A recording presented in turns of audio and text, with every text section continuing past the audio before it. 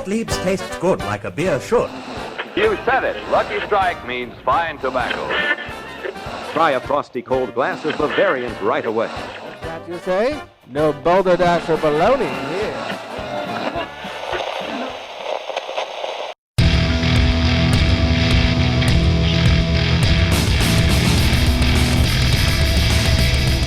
Cheers, everyone, and welcome to the Unfiltered Gentleman. And now, with a higher BAC than your ABV, Greg, Scott, and Dan. Hey everybody, Greg here from the Unfiltered Gentleman. We are on more than a road trip. We're going cross country.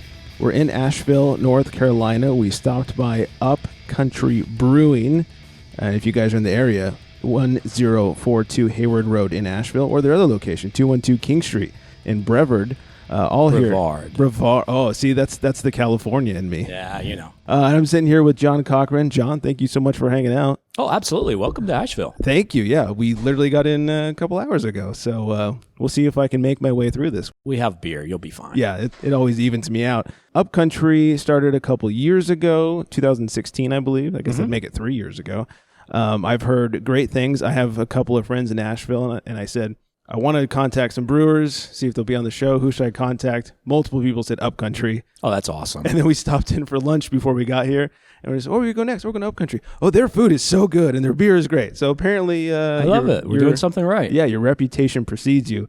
You've got quite the background in beer and brewing and craft beer, and you've been around for a while. Not to call you old or anything. You know what? Eventually you get used to being the old guy. I actually started in 1995. That was my first brewing job. Wow. That's way back in the day. For craft beer. It wasn't craft beer then. It was microbrews. They didn't have a fancy hipster name yet. Yeah, it wasn't even craft beer yet. Yeah, it wasn't cool yet. To a few people. Not very many. And not to the masses. We'll get into that. We'll talk about UpCountry and some of your other background stuff. We have a nice little spread in front of us, which we'll talk about throughout the interview as well. Let's get a little history on UpCountry. Like I said, opened in 2016. What was kind of the inspiration behind opening this place? Well, I had always wanted to be involved in Asheville. I mean, as you know, this is a great beer town. And it was actually, there was an existing brewery here that became available. And it was at the time that I was leaving Terrapin Beer Company, which I co-founded and worked with for a while. And it was just a great opportunity for me to come into an awesome beer town and start a small brewery from scratch and remember all the headaches that I had forgotten about over the years. Things have gotten a little too easy. You had to mix things up a little bit. Well, you know, it's fun. That's the key. I'm having fun. I'm working hard, but I'm having a good time. That's what counts. Yeah. Where are you originally from? I was born in Commerce, Georgia. Okay. So just outside of Athens. Which is why you started Terrapin We're going down way there. back. Way back. And your middle name? You ever watch The Jeffersons? I was born the son of a sharecropper. Most people listening won't get that. Yeah, it's fine. That's because I'm old. It's old references. Right. All right. So it makes sense that you started down there. Mm-hmm. Coming in here, you bought out, I think it was Altamont, right? Yes. And then turned into UpCountry. Was there any sort of pushback or how dare you when you did that? You know, not really. There was a little bit. I mean, this town is great, but change is also hard. Yeah. Right. And there were a few people. Altamont was a great local dive bar. And, you know, we came in and made some changes, changed the beer up, and did a little bit different. And there was a slight amount of pushback, but most people in the neighborhood were like, wow, this is cool. We love to see what you're doing. Yeah, it wasn't like, you took away our favorite beers or... Well, I did get rid of PBR, so there was some stink about that. I think they were selling like 30 cases a week or something. Oh, my God. PBR. Yeah. Did they brew on site? Oh, yeah. Much smaller footprint than now? Yeah, they had fewer tanks than we have now, so I think they were doing, 4, 5, 6 of their own beers, and they had a lot of guest taps, and then, like I say, some domestics. Okay. What's your output right now? Barrel-wise? Yeah. Wow. I think we're on pace to hit 1,200, 1,300, something like that. That's pretty good. It's awesome. We did 800 last year and 300 the year before that. Wow. So. It's always growing, which is nice. Yeah. Let's get some history on you and you as a beer lover and drinker. And sure. We're going to go way back. How did I discover beer? Actually, I was in college and I was in a fraternity, and a couple of fraternity brothers of mine collected beer bottles, right? And they had the bottles up on the wall. Right. And I thought that was just the coolest thing. So I started going to the package store, and once a week I would buy one beer that I had not had. And it started out with, I don't know, maybe it was Budweiser, and it was a 12-ounce, 16-ounce, 24-ounce, 32, like all the different sizes. Right. And then we went through the Bud Dry and the Bud Dry Light, ice, all that phase. But as I started drinking more and more, as I'm just really collecting the bottles, I started getting beers I hadn't had and picking up on flavor. And it really just opened my eyes to what was available out there. Crazy thing, they're still in boxes, but I have all those bottles. They're sitting in the barn Really? at my house. Yeah, but I've still got this huge collection. But that got me started into learning about beer. And then from there, I started homebrewing. When I graduated college, I moved out to Seattle. So I spent a good year out there. At the time, now this was 1993, there were no real breweries in the Southeast. There were a couple of contracts, things like that, but it had not taken off in the Southeast yet. So when I moved to Seattle, I will never forget, I drove out and I went into this one bar and they must have had 20 or 30 taps and they were all, within 30 or 40 miles. Wow. Which was, for me being used to a bar with 6 taps and they're all domestic, that was a big deal. Yeah. Right? So I actually got a job selling life insurance and mutual funds. That was my major in college, was risk management insurance.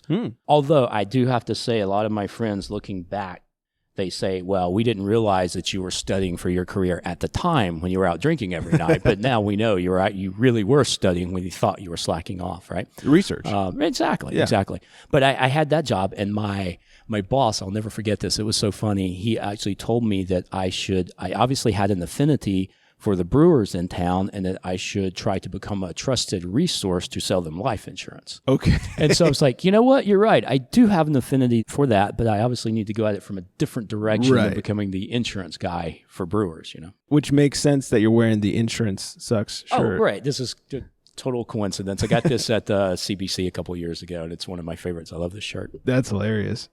So what was your first job in beer? I got a job. Actually, I worked for free. I always knew I wanted to start my own brewery.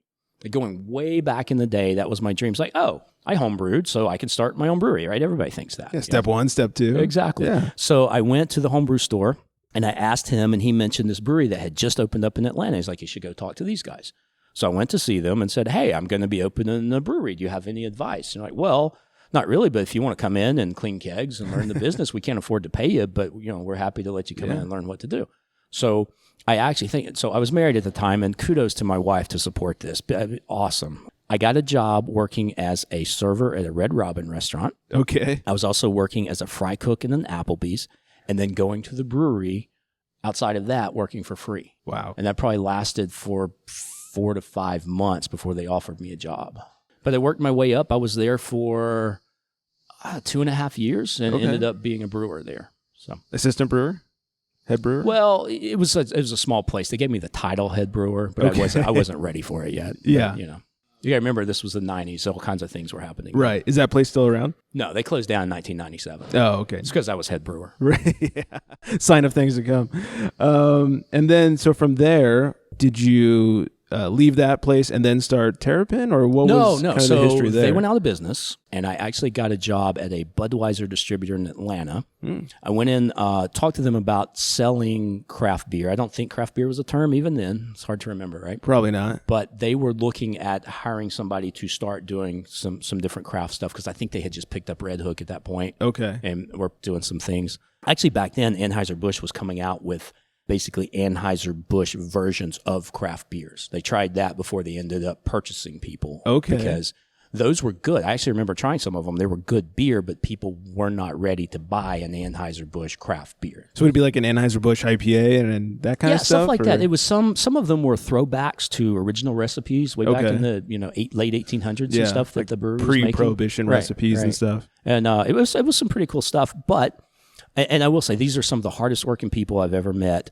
He's like, you got to start on the ground floor. We're putting you on the delivery truck. If you do well, we might get you into sales. So I did that for a while. I had worked hard, had a great time. It's a great group of people. And I left there because a position came open at Atlanta Brewing Company, which is Red Brick. And this would have been 97, 98. Okay. It's hard to remember exactly. A lot of beer. Right. So they had a position come up as a cellarman, and I wanted to get back into brewing, so I took that, and that's where I met Spike, Brian Bukowski Spike, who was my business partner that we co-founded Terrapin and started that. So you guys were brewing at Atlanta Brewing Company. Right.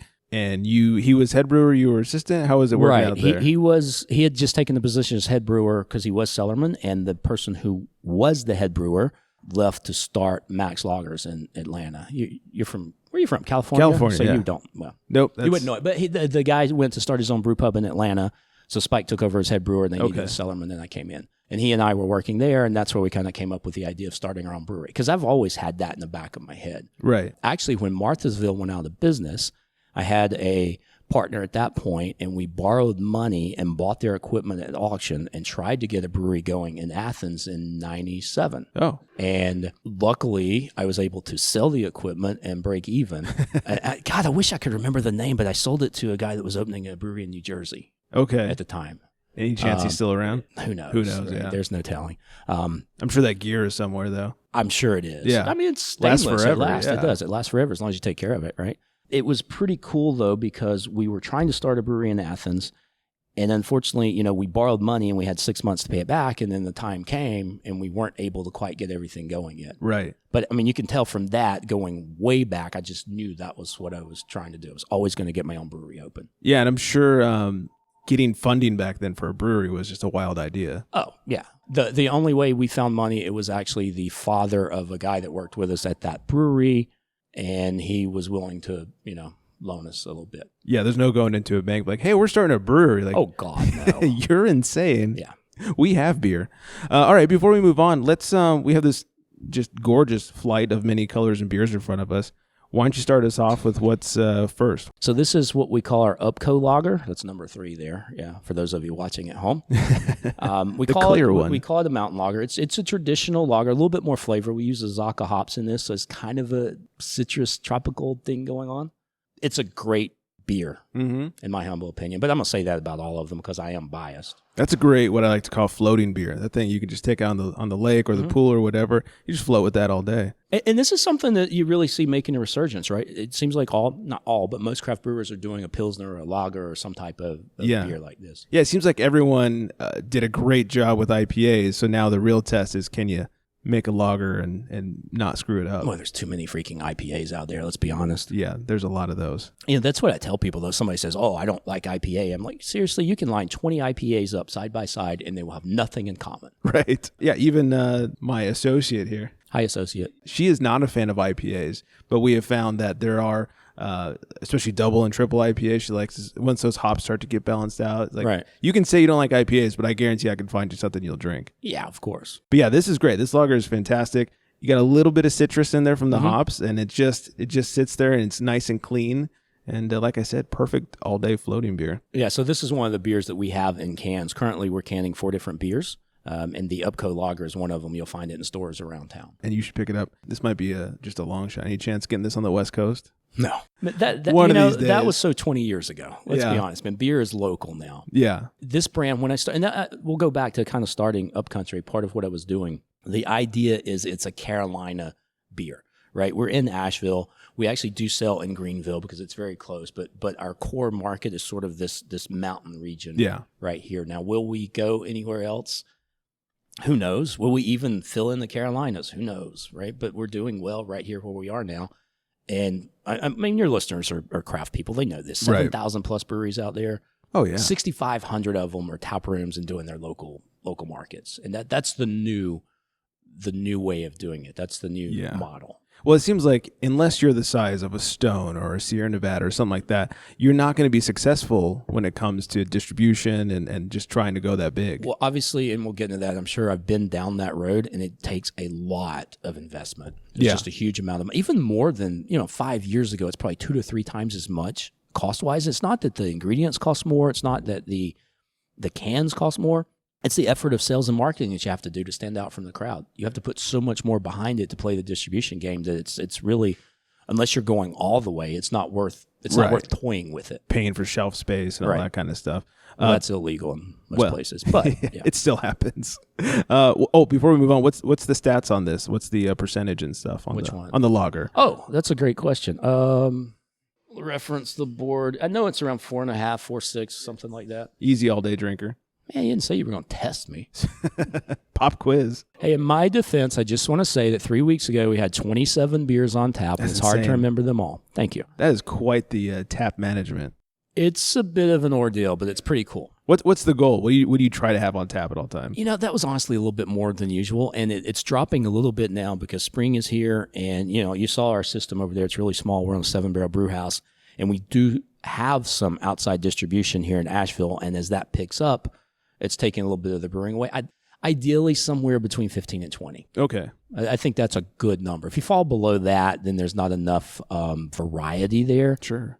part of what I believe is a reason for having a tap room and a reason for inviting the public in here is to show off beer. And that means all aspects of it. And that's why we do such a variety of things. Yeah, I mean, you've even got some sours and Berliners in there. So, and if you have those sort of beers, it's having 20 is great because then you might have 2, 3, 4, 5 sours and tarts and something like that. Right. Then you have 15 quote unquote clean beers, and it's a nice little list you got going on there. And that's actually our plan moving forward in Brevard. It's a 3-barrel system over there, so it's small, but we're trying to turn that into a sour brewery. So nothing large, obviously, but just do the sour beers there and do the clean beers here. Yeah, keep the bugs off site. Yeah. Have you had any issues with that? We're actually still waiting on the license. So we just took that place over a few months ago. Okay. And I'm waiting on TTB because when the government shutdown happened, it put everything behind. Hopefully it's coming through soon. Are you serving over there yet? Yes. Okay, just not brewing yet. Yeah, North Carolina law is really cool. It allows us to have another tap room. That's pretty cool. Yeah. Heading back to your humble beginnings. So, started off as a brewer. You met Spike Brewing, and then you guys are like, we need to start our own brewery. We were there at Atlanta Brewing for a couple of years. I actually left to work for a craft beer distributor called Thunderhead Distributing in Atlanta. So when we decided we were opening our own place, neither one of us really had sales experience. Because remember, when I was at the Bud distributor, I was doing delivery. So I still had not been out selling beer. So we basically made a decision. He was going to be in charge of the brewing side of the business. I was going to be in charge of the sales side of the business. So I went to learn that. Okay. So I went to work for a craft beer distributor for, 2-3 years. Yeah. Yeah, at least that. Because it took, you were talking about going to a bank. It took almost 4 years of trying to raise the money before Terrapin got open. Yeah. So the idea was 1998. The actual launch was 2002. Oh, wow. Yeah, I mean, there's no Kickstarters, let alone banks that'll even give you the time of day. Yeah. It was difficult. Yeah. How long did it take? I mean, once you got the money and you started building out and such, how long did it take you to open? Well, we actually had to start as a contract brewery. Okay. I'll credit or blame my wife for that, either way you look at it, because she basically came to me and said, look, I've been supporting your ass for a long time. You need to, I can say the word, right? Shit or get off the pot. Exactly. So we said, okay. And really, we weren't finding money. So the idea was, look, we'll contract for 6 months or so, prove that we know what we're doing, get the beer out there. Then the banks will come knocking on our door. Yeah. So we got the beer out, and it was actually, that was 2002. It was another 5 years before we opened the physical brewery. Oh, wow. And once everything opened up, I think everyone's heard of the name. It's not a small name. Did it blow up pretty quickly, or? In hindsight, you could kind of look back and say that, but no, because the first year in business was 100, I don't remember exact numbers, right? But I think it was 160 barrels of beer. Oh, okay. Second year was maybe 800. Third year was 2,700, and it just kept growing from there. Yeah, that's pretty good growth. I think the key, though, when that opened, and laws were different then. Yeah. It's even changed now in the South. Still is behind other parts of the country. You either were a brew pub or you were a distribution brewery, and you could not combine the two at all. Oh. And so when Terrapin opened, it was the third distribution brewery in the state. Okay. And so when you get in early like that, it tends to, let's be honest, it helps. Yeah, of course. I came up to Asheville and opened the 29th brewery in a town of 100,000 people. That's a little different. Yeah. Well, I mean, it's just like Stone opening in San Diego. There was no other brewery around. It was Stone. Right. I mean, when you're the first, it's easy to get your name and your foot in the door and to kind of set your footprint and be the one. Right. Is that where you're from, San Diego? No, we're from from California. We're from LA. I'm gonna turn the tables. I'm gonna ask you questions. Yeah, let's do this. LA, nice. Yeah, we're from LA, but we go down to San Diego quite often. Okay. I took a vacation. Was it last year or the year before? I was out in LA we did a 2-week vacation. Okay. Went to LA for a week and then went to San Diego. Love San Diego. That was awesome. Totally going off topic here. Sorry, but we got an Airbnb on a boat, a sailboat. Oh yeah. It was great. Yeah, that's cool. And it was funny. I'm looking at it. So being from the South, I'm like, they're saying it's going to be the hottest weather of the year in San Diego, and I think it got up to 80 something. And like, oh my God, it's going to be really hot, and there's no air conditioning. Can we survive on this boat? It was easy. No humidity. Nothing to it. People don't understand humidity until you come to the South, On our way here, I said, what's weather going to be? And she says, oh, it's 75 to 80. I said, oh, it's no big difference. It's going to be humid. It's going to be so not humid. Yet. Come back in July, August and check it out. No, I think right now it's perfect. And actually, you're in Asheville. You need to get out of the mountains a little bit and really check it out. So I live, again, off topic, I actually live 2 hours from here. So I live in South Carolina, right? Yeah, and the commute back and forth. And it's usually a 10-degree difference in just that 2-hour drive, just because you're coming up into the mountains a little bit. It makes the drive worthwhile. So I guess we should ask you, let's turn it back around. What were some of your favorite breweries when you were out in California? Oh, my gosh. Not to get sidetracked or anything. So many. wow, who did I go see? I can't even remember. I will tell you this. There was a beer bar that I really fell in love with. So at the marina that we're staying at in San Diego, and I can't remember the name, but it was this little bait shack on the dock at the marina, right? And you'd go in and he made sausage. So they had homemade sausage. Wow. And they sold craft beer and they sold bait. or maybe that was the name of it. It was Bait Shack, Bait Shop, something like that. But it was on the pier. Okay. Out on the water, and it was, walking right from where we were on the boat, and I fell in love with that place. That's hilarious. It was great. That's funny. Bait Shack. All right, before we get back on track, let's stay off track for a little bit. I'm not gonna let you get on track. No. Go ahead. Let's have another tasty beverage. Okay, what do we have next? That's a hazy IPA Oat Pale. That's a hard one. I mean, where do you put the tart? Let's go tart. Right, let's do it. All right. So this is our black Currant Gose. And for everyone at home, I know you cannot see this, but this is a beautiful beer. What would you call that? Kind of a ruby reddish type color. It's a gorgeous beer. So this is part of what we call our Simply Sour series. And, we mentioned earlier clean and tart beers and keeping the bugs out and keeping separate. We actually do kettle sour process with this one, okay?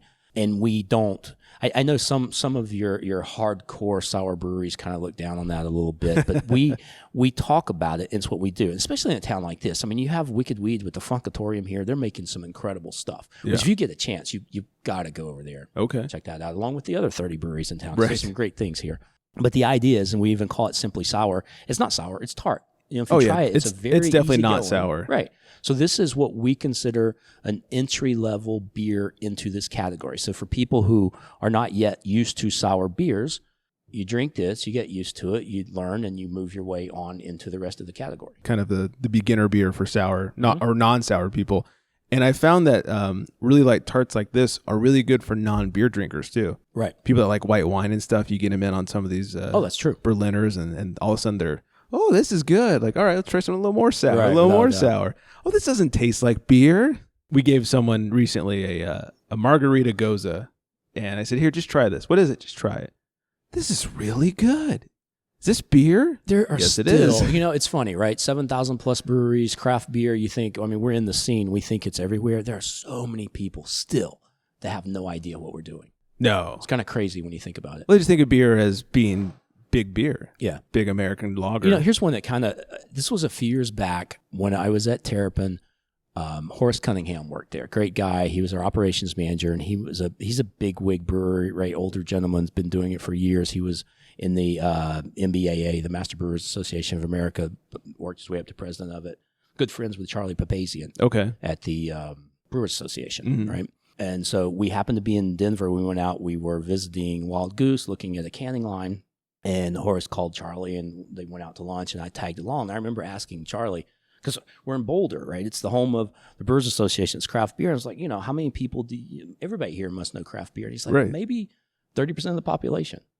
It just kind of blew my mind. But it's true, right? Yeah. We're sort of insulated in this scene, but there's so many people out there that aren't there yet, which means a great upside potential. Yeah, it's true. I have a friend who we're slowly converting to beer, because she's one of those, I don't like beer, but she's liking all the sours and the fruited beers. Right. And I get a lot of the pictures from her. She's like, look what I found. And it'll be like a big beer, like trying to impress me. Like, oh, yeah, that's great. It's crazy when you find these people that don't like beer. You usually like the really crazy, flavorful, different things. And that's what she likes. As fruity and sour as can get is her favorite thing. But you hand her a pale ale and she'll turn her nose at it. Right. So you guys start Terrapin. You guys are going for a few years. And eventually things need some financial injections. Right. So it was a contract brewery, and needing money to get a physical facility open, we ended up finding some local investors that helped get that started, which was really cool. Over time, there was a little bit of a difference in opinion on the direction of the brewery, and we ended up having to buy those investors out, and that's where Miller Coors became involved with the brewery. Yeah, and at first it was like a 25% right, it was a minority stake, 24.4. That's right, because you're still craft. Great, yeah, right? Yeah, because 24.5 is where you're no longer right, craft. Exactly. But yeah, it was that, and then you've obviously seen what happened over the last few years with the acquisitions and the change in the industry and all this stuff was going on. And I will tell you this, in all truthfulness, Miller Coors buying a majority of Terrapin, I think was the best thing for that company, because it will be around. When you think of the company and you think of the employees, it'll be around for a long time. The employees are taken care of. It's a from that standpoint, it was the right thing to do. And that's kind of what I wanted to ask you about. I didn't want to come here to shit on you for selling out to a big beer. I wanted that's fine. People, where we're from, Ballast Point is a big point of contention. Oh my God, 1 billion. That's great. Like that was, all right. This is who wouldn't take the $1 billion and run? I don't think there's a person out there that if you threw $1 billion at them wouldn't take it. But so I'm going back old school. Remember we said I'm old, and the reference is Happy Days. When I was a kid, I loved the Fonz, right? Jumping the shark. Right. That was the moment that craft beer jumped the shark on selling out to the big. Yeah. Yeah. Well, and they've admitted they way overpaid for it. Oh yeah. Well, I think they wrote off 200 something million. Yeah. And I will say this, being straight up truthful, honest, myself, my personal situation, that was part of when Spike and I were discussing it and looking at it, we're like, you know what, we can keep this company and run it for another 10 or 15 years, and it probably won't be worth what's happening right now because the industry just hit this high point. Yeah, and that was right at the peak of craft and everybody getting bought out and that sort of thing. But yeah, so that's what I want to talk about. It's like everybody thinks like, oh, how dare you sell out? But from your standpoint, what was it like going through that process? Was it great because the company survives, or was it hard to make that decision because you are selling out? Yes, it was both. It was not an easy thing to do. I put 15 plus years into that. It's personal. It's not just a company. That was my life. Right? Yeah. It was people that I knew. They were friends, and it was not an easy decision. However, for me personally, that company had become, it was getting fairly large. At the time I left, they were doing 60,000 barrels. I think they're up to 80,000 plus now. I'm a big fan of small. That's why I'm sitting here struggling every day trying to make 1,000 plus barrels. Driving 2 hours. Yeah. That's funny. I keep a cot here, so when I come up, I sleep overnight. Makes sense. Yeah. What I'm trying to get at is for you to kind of humanize that process. For everyone else sees like, oh, company sold out to company, but there's people behind that. Yeah. I will say this. Let's just take it way back at the first one, right? When we were discussing the 25%, the minority ownership, they actually took Spike and I, and we went to Milwaukee, and we met the people there, right? And we went out to Golden, Colorado, and met the people at AC Golden who were doing the sort of craft portion inside the company, right? Which was, by the way, I got to tell you this story. It was really cool. So when we went out to Golden, I'd never been to Coors, so we were going to take a big tour, and actually it was Dick Leinenkugel who took us on the tour, right? So he was our guide to take us to all these places. Yeah. And when we got out there, the guy from AC Golden says, I have something I want to show you. All right, and he takes us, he's like, this used to be a janitor's closet, and it's locked. He opens it up, and we go in there, and there's barrels of beer. He's like, do not let them know I'm doing this. Could cost me my job. Hopefully he's past that now. This was a few years back. Right? Yeah. If anybody bigwig at Coors is listening, just ignore this whole thing. None of this ever happened. But we walked in, and we spent a good, the entire tour was just hanging out in that room of barrels, drinking the beer that they were doing. And they were doing an amazing job. Yeah. Even though it was Coors, it was this group of people inside. They had, honestly, a brew house that was the same size as Terrapin. I think it was a 25 barrel. Their bottling line was smaller than what we were using. So there was craft inside Coors happening. Wow. And that was really what kind of opened our eyes to, it's a big company, right? But these guys get it, and they get beer. And here's the thing. I can tell you for a fact, people are like, oh, you sold out and all that money goes to a foreign corporation. It doesn't. The money stays. I mean, they've added tanks. They've hired more people in Athens. Yeah, there's more jobs. There's more of that beer being distributed. Yeah, so it's better for the town, the tax base, right? The city's getting more money from it. So. Yeah, it's better all around. Yeah, it's really interesting to hear it from the insider's sake, because we all can shit on Ballast Point or whoever else that sold out, but it's really hard for me because I get it from both sides. Yeah. Like I really do, because I am a big fan of craft and independence and doing it on your own. But at the same time, let's just say it out loud. I sold out to Miller Coors. Right. So. But now you're here. Now I'm here. After all that, why start another brewery? Why work your ass off all over again? I ask myself that every day. Honestly, it's in my blood. It's hard to explain this, but it's part of who I am. Way back when I started, I visualized and I saw it, and I knew that I was going to be 80 years old and I was still going to be in the brewery. Now, I wanted to be the old man that was going to drive in and sit at the desk and read the paper and watch what was going on. Right. Didn't want to be doing all the work, right? No. And I don't know. I'm doing a lot of work here, let's be honest. You got a few years till you hit 80, but... Thank you. Yeah. I'm actually turning 50 this year, so it's nice. coming. Yeah. Yeah, I'm looking forward to that. I think I officially get my senior citizen AARP card. Your discount card. I think so. I'm looking at that one. Yeah, I'll take that. Get your senior Discounts coffee at are good. McDonald's. Yeah, exactly. I love the process. I love what we're doing. And there's something, let's be honest, the challenge, right? The game, the process you go through of starting from scratch and building something new and turning that into something that lasts longer than you. I mean, that's what I'm trying to do here. This is not a place that I'm going to be here for another 5 or 10 years and then it's just going to disappear. Like, I'm working to make it sustainable, self-sustaining, so that it can continue on. That's the fun. That's the challenge. Yeah, and even before we started, we were taking a tour of the brew house, and you were saying one of your great problems right now is you've kind of oversold. Can't make enough. Yeah, no kidding. Working around the clock. Well, it's funny, right? We get an email from our distributor with projections for the next couple months, and it's double what we did the last couple months. And the brewer's like, "Oh God!" And I'm like, "No, this is good. This is good. We got this. We can figure this out." Well, I hope you hate vacations. Yeah, exactly. You're gonna be here a while. I will say this: the timing has been horrible because we had some employee turnover, and he's training a new person, and all that happens at the same time. But that's part of the game. Yeah, exactly.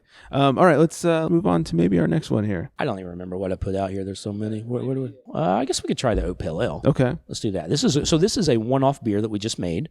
In addition to the things that we can and keep year round, the beauty of being a small brewery is that we can do a lot of different things. And this was actually Brian Bobo, our head brewer. This was his recipe, and I believe this was the first one he put together when he started. Okay, so it's the second time we've brewed this, but it's a good, easy drinking. I don't know. I love this one. That's why I poured it, because I personally just really like this beer. And I love pale ales. That's my jam right now. And that is phenomenal. Real light. Get a little bit of that citrus up front, and finishes nice and clean. We actually called it the I Can Go For That Whole of Oats Pale Ale. That was a stretch. We didn't actually use oat holes, but I figured, what the heck? Yeah. It works. How does that fit on a can? We're not that. So here's the thing about the names and the beauty of being small. This has been my attitude for years, right? If it's a one-off and it's only here, have fun with it. Name it whatever you want. Nobody's ever going to know. If it's going into cans and it's going to be out in the public, you really need to trademark and try to avoid all the... What's the recent one? Guns N' Roses, right? Is it suing Oscar Blues? Is that right? Am I making that up? I don't know if I know that one. You're probably not making it up. If I'm not mistaken, it was called Guns N' Rose. I think that's it. Oh, geez. And so Guns N' Roses is suing them, right? Which that makes sense. And then I saw somebody said, "Oh, well, they should call it the Axl Rose instead." Oh yeah, it is Oscar Blues, Guns N' Rose. Oscar Blues is being sued by Guns N' Roses. The brewery is being sued for trademark infringement over Oscar Blues, Guns N' Rose, a hibiscus pale ale. And the other thing is that, let's be honest, Oscar Blues is a lot larger. Oh yeah, you have a bigger shot of being caught. I shouldn't say caught, found out, getting in trouble. Right, yeah. I mean, it goes nationwide. Right, exactly. But again, sometimes that's good press, right? Speaking of which, this was formerly Altamont. There's an Altamont Brewing out in California as well. That's part of the reason I changed the name. Okay. Because a lot of people are like, "Oh, you should keep it Altamont." And I actually really like that name because it has a reference to the Asheville area. Okay. Right. But there's a brewery out in California. When I came in, there was actually an issue with the trademark. Supposedly the place here opened first, but they applied, or there was some weirdness that I just stayed out of. However, going from an A name to a U name takes you from the beginning of the list to the bottom of the list on everything that's out there. Yeah. As the unfiltered gentleman, you're either T or U. It's like you're the bottom of the podcast list. Like, crap. Should have been A unfiltered gentleman or something. Exactly. How involved are you in the brewing process now? Not a lot, honestly. Okay. I don't even really call myself a brewer anymore. I do know how, and I have brewed in the past, but I've been so long dealing with the business side and sales and marketing that I tend to do that. And Brian, our head brewer, is awesome. I mean, you can run through all these beers, and I don't think there's a one you'll find that you don't like. Right. Have you worked on any of the recipes, or is it just all Brian? It's mostly him. We'll sit down sometimes together, like with the black Currant Gose. I know this sounds funny, but I wanted a beer this color, right? And we'll talk about some different things and should you use this or that. But for the most part, he's the one putting it all together. That's like when people pick out beer based on can art. Yeah, I like the colors. Well, it's funny if you think about it. It's two aspects to it because you have to have the art for somebody to be attracted to it the first time. But if you want them to buy it a second time, the product inside has to be good. Yeah, of course. So it takes both. Yeah, I get a lot of tweets directed at us like, "Oh, I just bought this because it looked good," and not so good. It's like, you can't buy on the can art, buddy. I'm sorry.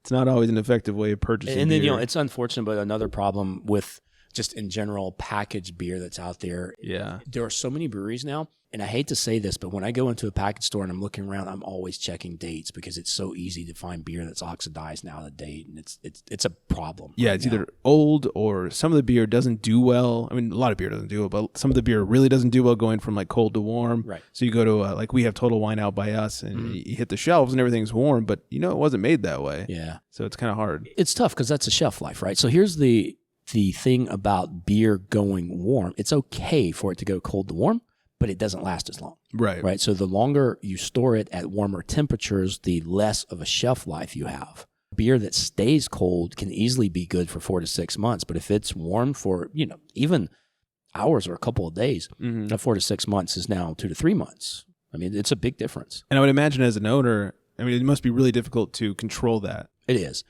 Kegs, everyone knows. Kegs stay cold. Of course. Right? That's a given. Yeah. Like you can trust, for the most part, draft beer has remained cold throughout the process. But with cans or bottles, it's out of your hands. It goes to the distributor. Most larger distributors, most good distributors that are at least humidity controlled, if not refrigerated, on cans of craft beer and bottles.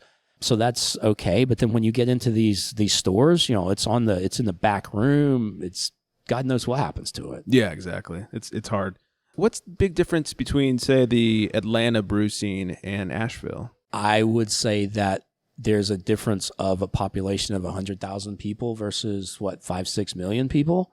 And I think there's still more breweries here with the 100,000 people. Oh, really? I think. I can't say for sure. We'll have to fact check that. We should check that. Asheville is very, what's the correct word? They're very into their local beer, right? A beer that comes from Charlotte, which is 2-3 hours away, is not local and is hard to sell. Okay. In this area, we're in West Asheville. Okay, we're not in the South Slope. We're not downtown. West Asheville is kind of the local Asheville hangout versus where the tourists go. Sure. And we're not even competing with the breweries down on the South Slope and other parts of town. There are 7 breweries, if you count Urban Orchard, which is a cider manufacturer, in just West Asheville here. Wow. Okay. Up and down the street. Yeah, just this little drag here. Yeah, exactly. From here to New Belgium is probably 1.5 miles-ish, maybe 2 miles at the most, and 7 between here and there. Is that still West Asheville? Ish. It's funny, right? So it's at the river. It's river. They call it River Arts District, but they're on the other side. And my understanding is when you cross the river, you're in West Asheville. But I think you have to cross the river and get up the hill. Okay. Yeah. It's hard to learn a new town, isn't It it? is. I've It's only fun been here too, right? It is fun. I've only been here a few hours. Is your first time in Asheville? First time. Oh, you're gonna have a great time. Yeah, I hear there's a lot of good beer I gotta get my hands on. Yeah. What's different about UpCountry? What sets you Compared apart? to everyone else? Yeah, especially around here. Even in Asheville, you have a lot in a very small area, and It's a tough question, right? It really is. Our brand focuses on 2 things. We are about music, about local music. Okay. It's part of the tap room. You saw our stage over on the other side. Very nice stage. And we're about the outdoors. Now, is that different than anyone else? Not really. This is Asheville. Everyone loves to go hike and play around in the woods, I think having a selection like we do is a big deal. Most breweries are not going to have 27 beers on tap. I wouldn't say it's the most in town. I don't think it is, but it's in the top 5 without a doubt.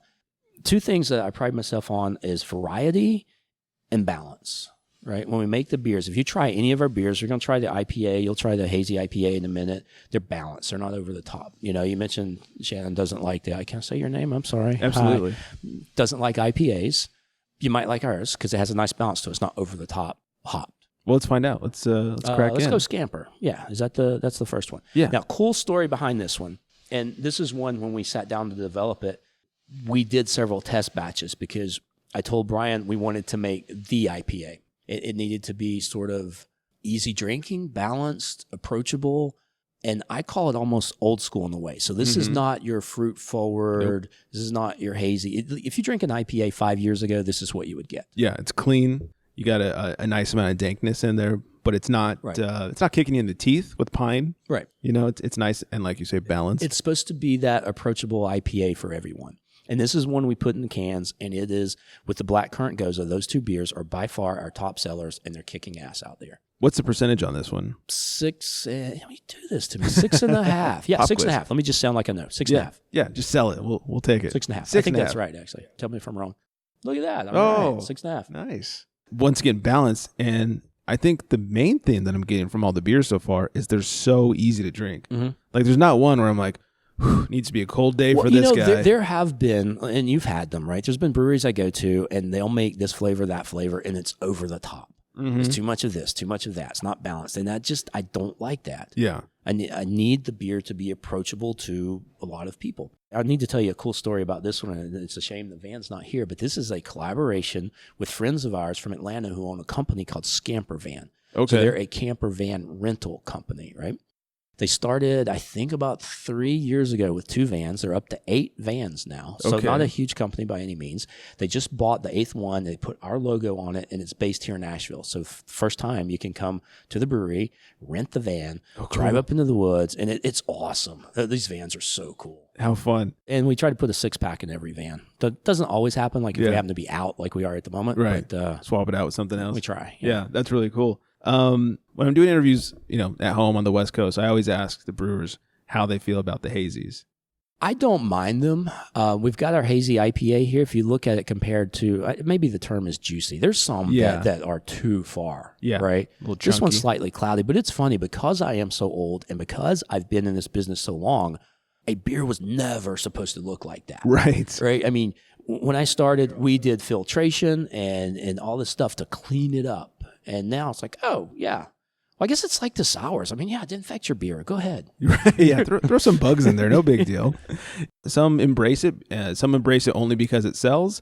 And then some are just adamantly against it because it's just against everything they learned as a brewer. I don't have a problem with them, but I will say this. We are going to can, which we'll try in a minute, the Isoprene. Mm-hmm. We haven't put it in package yet because it's hard to keep it hazy. Right, it comes out hazy, and then if it sits for a couple of months, it starts to clear up. Yeah, and I'm even drops out. tempted to turn the label on the can upside down. There's a part of me that wants to put instructions like shake vigorously, but I know some idiot will do it. You're right. And so that's probably not a good idea. I do think the upside down label would actually work out pretty well. It'd be cool. The only, yeah, we could do that. Yeah. We'd still have to do because we use the Pack Tech carriers, right? So you still have the thing on it, so the can would be upright, but the label would be upside down. Right. So when they wouldn't put it in their fridge, they turn it maybe, back upside maybe. down. And then when We'll have to figure it out. let's check it out. Isoprene, right? So Isoprene. it's 6.4. Look at that. He's on it. Not cheating at all. This one has a little more of that juicy nose to it. Mm-hmm. Yeah, it's a really good beer. Again, going back, I call it cloudy. It's our hazy IPA, but this is a cloudy beer, not a haze, not a heavy haze by any means. Yeah, you can still see light coming through it a little bit. It's got a little cloud to it. It's got a nice amount of juice to it, but still finishes real clean. But what does that, let's be honest here, right? The beer's hazy. I mean, you don't taste haze for Right. the most part, right? Maybe a little bit of mouth fullness to it. Maybe, Yeah. Right. Sometimes you taste chunk. Yeah. That's never a good thing. No, I have done some beer trades with people on the East Coast. Like, I'm going to send you these New England IPAs. And I opened one. It was gray. Oh, Gray? It had started to turn gray as I poured it. I've never seen a It gray was beer. It was disgusting. Another one just looked like you were pouring out orange juice. It was a chunky. Yeah. And it's like, Yeah, okay. chunk's not good. No. Right? Like haze is okay, but when you get chunks, there's some issue. There's something going on. Yeah, that's not what it's supposed to be. What is your favorite brewery other than your own? Oh my God, there are so many. That's a tough one. So here's the thing about beer and breweries. I always say that when you ask the favorite, it's hard to pick one because it depends on who you were with, what you were doing. Because let's be honest, beer's an experience, right? And you could Should have be. I don't say mediocre, but not the best beer in the world. But if you're having the best time of your life, that beer's going to taste better. Yeah. I'll go back and, I still think back in the day when I lived out in Seattle in the early 90s, right? Drinking Alaskan Amber, drinking Deschutes Black Butte Porter, stuff like that. So good. Old school. Yeah. But those beers were great. Yeah. The last thing I like to do with all the brewers and the owners is asking them a set of rapid fire questions. It's like a test. This is the real test. Great. So the first thing that comes to your mind, don't think about it too much. Well, if you don't think about it, how does it come to your mind? Well, you can think about it a little bit. It's a quick thought. Okay. All right. What was the first beer you ever drank? Honestly, not sure. Probably a Milwaukee's Beast or Schlitz or something along those lines. One of those guys. Now, I will say my go-to beer, and I actually have some in the fridge now, and we sell it here, believe it or not, is Hams. Hams. It goes back to when I was in college. And you remember, if you walk into a store, if they've done it right, you've got the expensive beer up front, and then it rolls down to the cheap stuff. I walked all the way to the end, went to the last cooler door, went to the bottom. They had Hams for, I think, $9.24. Okay. So that's what I bought. So back in the day when I was buying a bottle, I get my case of hams, and the bottle was something I'd never tried. I don't think I've heard of hams before. Really? Yeah. We can open one up here if you want. Have to try hams. It's a less expensive PBR. Okay. Which is already We'll get pretty... you one. We'll do it offline here. We'll do a little sample, yeah. What was the first beer you ever brewed? That would have been the homebrew when I was in college. I think a red maybe of some type, but that was the extract, the dry yeast. Oh, yeah. And I have to say this, the very first batch of beer I did, it's the plastic buckets. You get the little homebrew kit, right? Absolutely. Set that up. It was summertime in Athens, Georgia, because I was still in school there. And I put it in the kitchen on the counter, which just happened to be by the window. So the sun was shining on it the whole time. So when it came time to bottle it, I took a sample of it. And it was so freaking bad, I poured it out. Oh, man. That's that bad. That was the first one. Yeah. No, that's the first one. What's the first beer that you brewed and sold? That would have been when I worked at Marthasville. So pale ale. Okay. Cans or bottles? Cans, for sure. Yeah. It's a mini keg, right? Yeah. It's great that so many breweries are doing cans now. It's actually, I believe, for a new startup brewery, less expensive to get into cans than it is to get into bottling. Really? Yeah. I've heard that the canning line is more expensive than the bottling line, but that the cans themselves are cheaper. Possibly. I think if you're a startup now, you should go cans. That's just my advice on it. Yeah. What I know, it's less for shipping. You get more on a pallet. Oh, The yeah. weight is a heck of a lot less. Yeah. So I think it's great. Beer lasts longer. You can take it hiking with you. Exactly. What's your favorite beer and food pairing? All right, I'm going to go way back. Yeah. Actually, my wife's roommate in college and a good friend of mine got married in Savannah, Georgia over a decade ago. I don't remember the year, but it's been well over a decade ago in Savannah. We were at this bed and breakfast in Savannah, and I remember being pissed because they would not allow beer in their place. That's They awful. served wine. So the wedding was there, and they served wine, right? But me being me, Right. I had, at the time, Terrapin was still making their rye pale ale, which was like the go-to beer, and I hid it in a cooler, and I had it there, and they made this spicy sausage, shrimp, and grits. Ooh. That, with that Terrapin rye pale ale, was the most amazing thing. I mean, think about it. It's been 10 years, and I still think about that. It was a great pairing. That's pretty good. Yeah. It's Tuesday night. What are you drinking? What time? Say 7 o'clock. It depends. My two go-to beers right now, honestly, I'm drinking the Scamper IPA almost all the time. Yeah. Right? That's my beer. And then if I've been working hard, like, out in the garden, or right now my project is putting a fence up around our property. Okay. If I'm like sweating and working hard, I'll grab one of those hams. Yeah. What is your beercation destination? So I will say this, whenever I travel, I always visit breweries, which is hard because, 3 kids and the wife, and that's Right. not what they want to do. Although the kids are getting older, so that helps. I've never been to Oktoberfest. I would love to go check that out. That would be and awesome. I think I'm turning 50 this year. I think I'm going to make that my thing. Okay. Yeah. What's your favorite outside, so non-upcountry beer Non-upcountry beer? right now? The Terrapin Wake and Bake, Okay. by far. That beer is amazing. It's an imperial coffee stout. It's phenomenal. What's your favorite non-beer hobby? Hammocks. Making or sleeping? Sleeping. Okay. So I love camping. I love hiking, right? But my hobby is hammocks. But think about it, right? If that's your hobby, what do? You hang it up and you get in it and you lay there and you Right. take a nap. So you could say you're a hammock enthusiast. You could say that. Yeah. I own, I don't remember, 7 or 8 different ones. So I don't buy every brand that happens to be the same, nylon parachute material hammock. Sure. But I do buy different kinds when there's something new that comes out. And my favorite right now, it's made in Colorado. It's called War Bonnet. Okay. And it's a camping hammock. It's integrated with a bug net. These guys are they do a great job.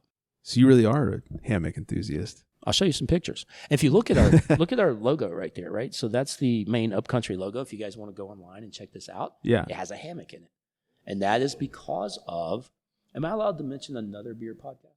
Go for it. I'm going for it. So Good Beer Hunting. You know Okay. these guys, right? Mhm. They actually have a graphic design portion of what they do. They're the guys that created that logo, created this whole wall, Oh, wow. which nobody can see because we're on the podcast. We'll throw some pictures up. And they did the can artwork for us as well. That's pretty awesome. And then finally, what's your favorite word or slang for being drunk? If you're mostly drunk, I would say wasted. If you are really bad, shit-faced. Perfect. If you guys are in the Asheville area, please come by, try out some of these very easy to drink and well-balanced beers. I think that's the best way to put it. Absolutely, yeah. Great floating beers. And don't forget the food. We're a full brew pub, great Yes. menu. We had random people at our lunch spot telling us, you have to have the food. It's so great. Like, okay, we will. Fine. It's awesome. UpCountry Brewing, 1042 Haywood Road in Asheville and 212 King Street. I said it wrong Brevard. last time. Brevard. I want to say Brevard. Also in North Carolina, UpCountryBrewing.com and at UpCountry Brew on all the social medias. Have I missed anything? We have other beer, but we can do that later. There's lots good. of beer. I appreciate that. If you come to Asheville, come check us out. Please come check them out. Highly recommended. John, thank you so much. Absolutely, man. This was fun. Thank you. Yeah, cheers. Thanks again to John Cochran for his time, his hospitality, and most importantly, his delicious beer. Literally drinking some UpCo Lager right now. It's one of the cans I was able to smuggle back on our trip. It came back successfully, by the way. No explosions in the suitcase. A little peek behind the curtain over here. We had hopped on a red eye to go to Charlotte to end up in Asheville. Plane was a little delayed. We had a crying baby a couple rows back. In fact, we had a guy right behind us that kept making weird noises about every 5 minutes in his sleep. So sleep was not something that we got a lot of.